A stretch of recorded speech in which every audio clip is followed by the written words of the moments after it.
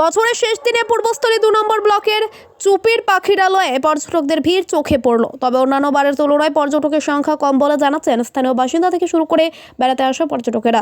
তবে আগের থেকে চুপির পাখিরালয়ে পরিযায়ী পাখির সংখ্যাও কমেছে বলে জানিয়েছেন পর্যটকেরা। একই সাথে অন্যান্য বারের মতো চড়ুই ভাতি করতে আসা দলের সংখ্যাও কম এবছর। কারণ স্বরূপ তারা জানাচ্ছেন, এখানে মূলত পর্যটকেরা বিদেশ থেকে আসা পরিযায়ী পাখিদের টানে ছুটে আসেন দেশ বিদেশের পর্যটকরা। কিন্তু জলাশয় পানার কারণে এবছর পাখির সংখ্যাও কম, আর সেই কারণে পর্যটক অন্যান্য বারের তুলনায় অনেক কম এবছরে শেষ দিনে। সরকার তো বছরে সবসময় তো কাজের মধ্যে থাকি। আজকে একটুখানি সবাই আনন্দ করার জন্য, চড়ুইভাতি করার জন্য এসেছি। গত বছর এসেছিলাম, তো তুলনামূলকভাবে এবছর ভিড়টা অনেকটাই কম। প্রত্যেক বছরই আসেন? আসি, প্রত্যেক বছরই আসি। তো এবছর এবার কচুরি টানা আছে, যার জন্য মানে পাখিও কম আছে, কিন্তু লোকজনও অনেক কম। গত বছরের তুলনায় অনেকটাই কম এবছর। আচ্ছা, আপনারা কি ফ্যামিলি নিয়ে আসেন নাকি?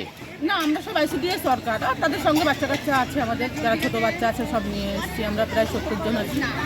পাখি দেখতে গেছেন না চড়ুইভাতি করতে না, এসে? পাখি দেখতে গেছে। এখানে কি 70 জন মনে হচ্ছে? গেছে, কিন্তু সবাই আসছে ঘুরে এসে বলছে কোথায় পাখি আছে, কোথাও তো পাখি দেখতে পাচ্ছি। কি নাম আপনার? আমার নাম সরস্বতী বিশ্বাস দাস।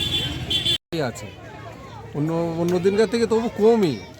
অন্যবার নৌকো এই যেরকম ছাড়াছাড়ি হয়ে যায়, এবারও ছাড়াছাড়ি হয়ে গেছে। এখন যেরকম নৌকো যে ভিড়বে সেই লোক পেয়ে যাচ্ছে।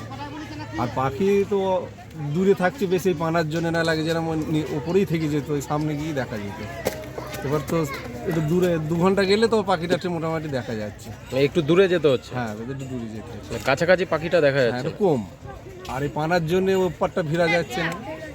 কোন পার ওটা? যেটা ওটা ইদ্রাকপুর পার। নদিয়া? হ্যাঁ, ওটা নদীয়া। ওই দিকটায় পাখি আসে? হ্যাঁ, আছে। আর যেরকম ওই খালটা অন্যবার সে সরুর খাল ছিল, ওখান দিয়ে দেখা যেত। খালটার ওখানে পানার জন্য যাওয়া যাচ্ছে না।